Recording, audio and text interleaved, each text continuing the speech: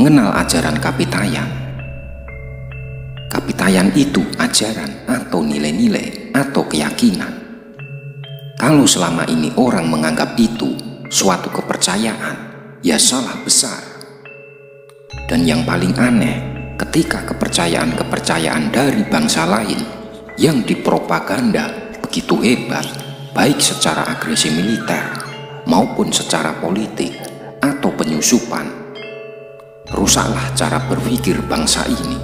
Bukti kerusakan dari datangnya mereka adalah hilangnya kepercayaan diri bangsa karena disebut animisme, dinamisme.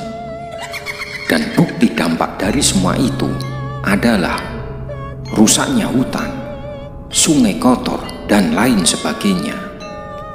Karena ajaran Kapitayan itu mengajarkan juga tentang bagaimana kita menjaga dan merawat alam ini.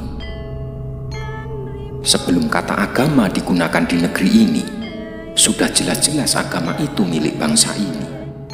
Dalam arti, ketika seseorang itu memahami tentang dirinya, cara cirinya keluar, budi pekertinya ada, sopan santunnya ada, tata kramanya ada, welas asihnya ada, memahami tentang dirinya, perilakunya, kegunaan hidupnya di muka bumi ini, itulah yang disebut beragama.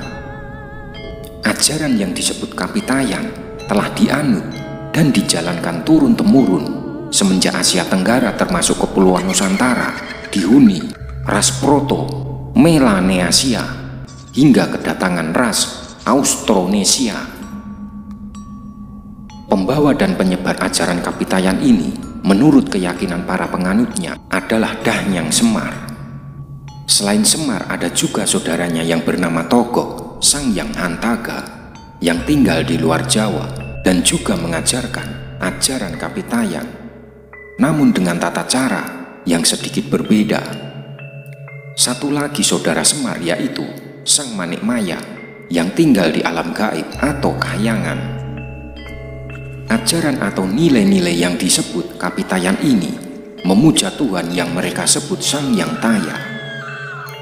Makna dari kata Taya adalah suwung atau kosong, hampa, dan tidak bisa dipikir, dibayangkan, serta dideteksi dengan panca indera. Sang Yang Taya diasosiasikan memiliki sifat tu atau to yang terdiri atas dua sifat, yakni kebaikan dan ketidakbaikan. Tu dipercaya tersembunyi dalam berbagai benda yang mengandung kata tu seperti watu, batu. Tu, tungkup bangunan suci, tunda bangunan berunda, tuka mata air, tumbak jenis lembing, tunggak batang pohon, serta yang lainnya. Dalam pemujaannya pun juga digunakan sesajen yang mengandung kata tu seperti tumpeng, tumpi, kue dari tepung, tuak arak, tukung sejenis ayam, tumbu tempat bunga, serta yang lain. Tata cara pemujaan ajaran Kapitayan, cara pemujaan yang dilakukan para penganut Kapitayan ini berbeda antara masyarakat awam dengan para rohaniawan.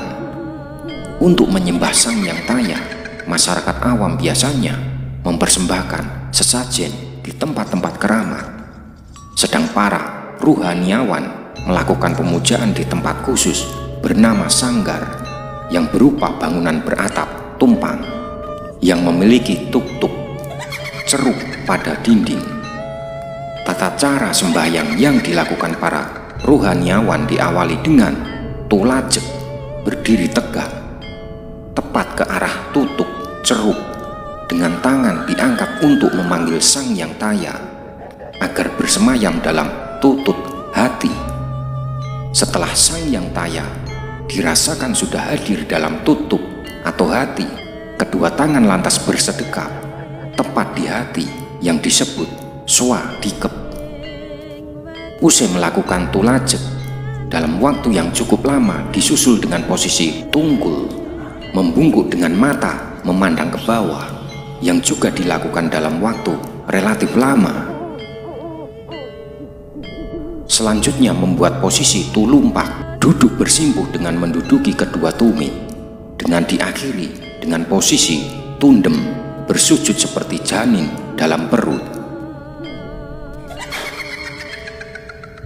Proses beribadah yang dilakukan tersebut berlangsung lebih dari 1 jam dan dilakukan dengan segenap rasa dengan tujuan untuk menjaga keberadaan Sang Hyang Taya agar tetap bersemayam dalam tutut atau hati.